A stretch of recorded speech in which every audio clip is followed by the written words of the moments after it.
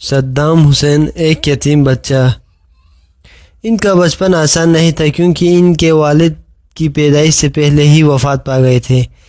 ان کی والدہ بڑی محنت سے ان کی پرورش کی گئی تھی، جبکہ ان کے ماموں نے بھی ان کی زندگی میں اہم کردار ادا کیا ہے۔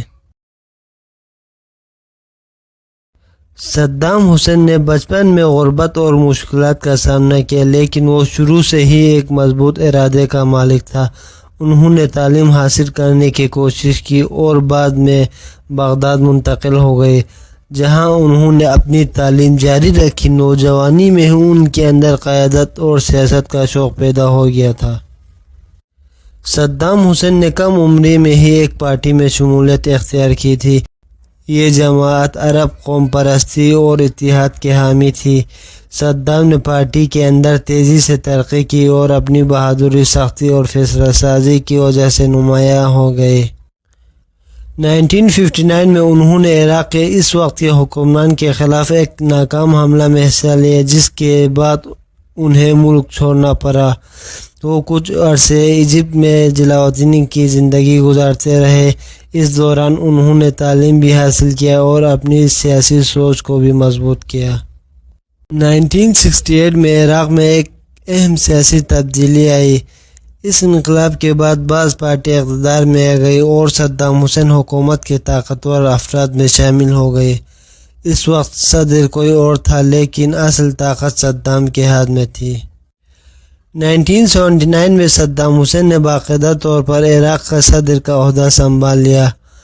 اقتدار میں آنے کے بعد انہوں نے ملک کو مضبوط بنانے کے لیے اقدامات کیے۔ انہوں نے تعلیم، صحت اور انفراسٹرکچر پر خاص توجہ دی۔ ان کے دور میں اسکول، اسپتال اور سڑکیں تعمیر ہوئے۔ انہوں نے تیل کی دولت کو استعمال کرتے ہوئے عراق کو ایک مضبوط ملک بنانے کی کوشش کی۔ صدام حسین کی حکومت مضبوط ضرور تھی، لیکن اس پر سختی اور ظلم کے الزامات بھی لگے۔ کہا جاتا ہے کہ انہوں نے اپنے سیاسی مخالفین کو برداشت نہیں کیا، بہت سے لوگوں کو گرفتار کیا اور بعض کو سخت سزا دی گئی۔ اس وجہ سے دنیا بھر میں ان پر تنقید کی جاتی ہے۔ صدام حسین نے 1980 میں ایران کے خلاف جنگ شروع کی، جسے ایران عراق وار کہا جاتا ہے۔ یہ جنگ 8 سال تک جاری رہی اور اس میں لاکھوں لوگ مارے گئے۔ دونوں ممالک کو بھاری نقصان اٹھانا پڑا۔ اس جنگ نے عراق کی معیشت کو بھی کمزور کر دیا، لیکن صدام حسین نے اسے اپنے ملک کے دفاع کے لیے ضروری قرار دیا۔ 1990 میں صدام حسین نے ایک بڑا خطرناک فیصلہ کیا اور کویت پر حملہ کر دیا۔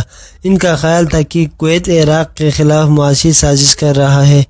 اس اقدام کے بعد عالمی برادری نے سخت رد عمل دیا اور گلف وار شروع ہو گئی۔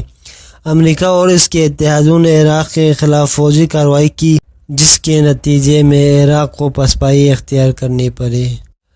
خلیجی جنگ کے بعد عراق پر سخت اقتصادی پابندی لگا دی گئی۔ ان پابندیوں کی وجہ سے عام لوگوں کی زندگی بہت مشکل ہو گئی۔ خوراک، ادویات اور روزمرہ کی اشیاء کی کمی پیدا ہو گئی۔ ملک کی معیشت بری طرح متاثر ہوئی اور غربت میں اضافہ ہوا۔ 2003 میں یونائٹڈ اسٹیٹ نے عراق پر حملہ کیا، جسے عراق وار کہا جاتا ہے۔ امریکہ نے الزام لگایا کہ عراق کے پاس خطرناک ہتھیار موجود تھے، حالانکہ بعد میں اس کے واضح ثبوت نہیں مل سکے۔ اس جنگ کے نتیجے میں صدام حسین کی